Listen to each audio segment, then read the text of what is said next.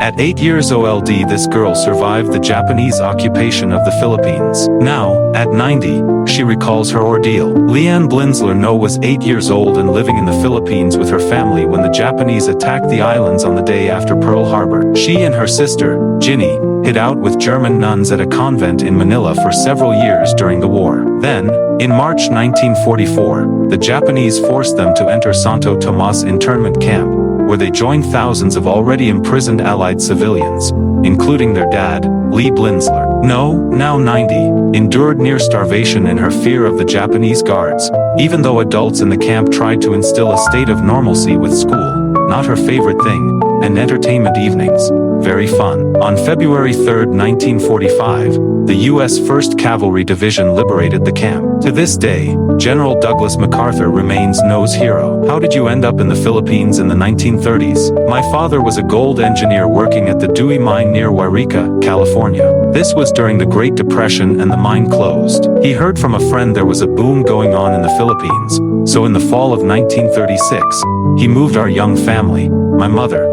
my younger sister, Ginny, and me, to Marinduque. I was 3 years old, but then my mother died soon after we arrived. We believe it was TB. Our father moved my sister and me to Holy Ghost College in Manila, where a German order of nuns ran a school, while he stayed in Marinduque. In November 1939, milling operations in Marinduque stopped, and my dad found work at Balatok mine outside the mountain retreat of Baguio, in northern Luzon. He lived at the mine, while Ginny and I resided at Holy Ghost Hill, the nuns' summer home, where we were the only two boarders. Do you remember when the Japanese first attacked the Philippines? It was December 8, 1941. Ginny and I went to church that morning at the cathedral in Baguio. In the middle of the consecration, we heard loud thumping sounds. The priest put down the chalice and told everyone to go home. He advised that we hide in ditches if we heard planes again. We returned to the convent, where everything was quiet. Some Igorotes, indigenous Filipinos, came to the door to sell strawberries and sugarcane. While I was washing the fruit in the kitchen,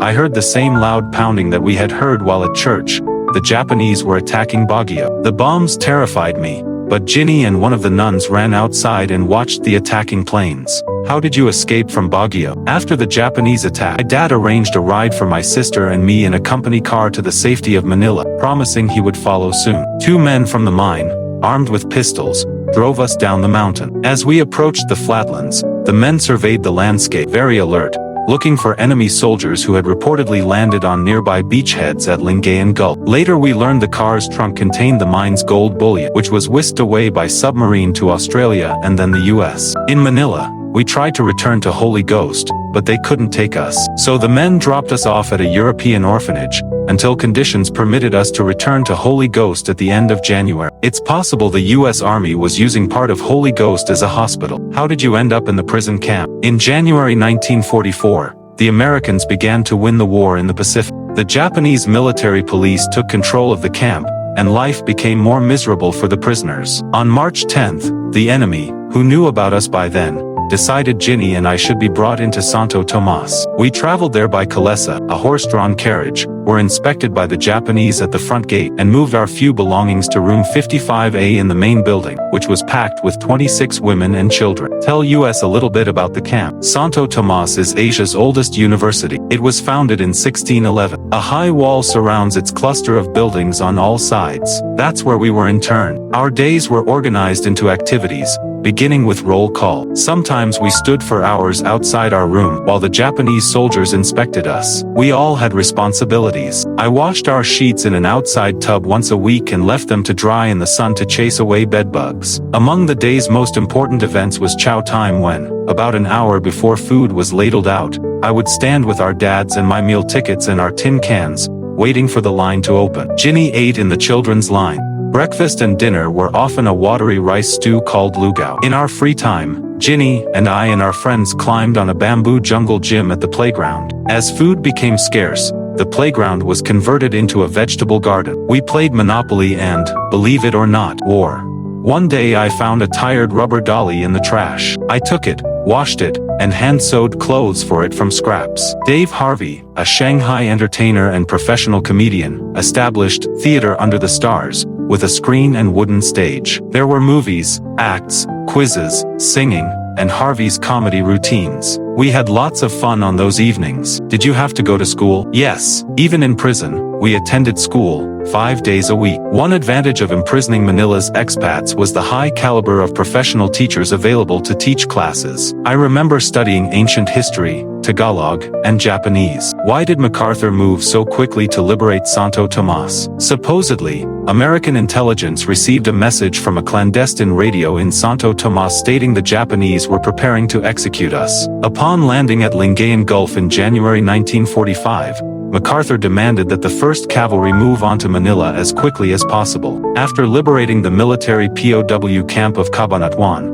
a flying column charged south. What do you remember about your liberation? On February 3, 1945, planes were flying low overhead, not typical bombers but tiny Piper Cubs with blue stars on silver backgrounds, Americans. The planes left, and we had a 6 p.m. roll call and early bedtime. I heard low rumblings, gunfire in the distance, and the black sky lit up like the northern lights with tracer bullets. Then someone said an American tank was striking through the wall outside camp. Ginny and I rushed down to the front hall of the main building and watched from the crowded steps. Soon, a tank came into view. Oh my gosh, we were so excited. The vehicle came to a halt, and several tall and healthy-looking men emerged, looking like good-natured giants. Was that the end of it? No. The Battle of Manila raged all around us, so even though we were liberated, we had to stay at Santo Tomas. A few days after liberation, Ginny and I snuck out to the front of the main building during nap time to meet 2 soldiers who had promised to give us Hershey bars. All of a sudden, shells rained on the building. Ginny and I were hit,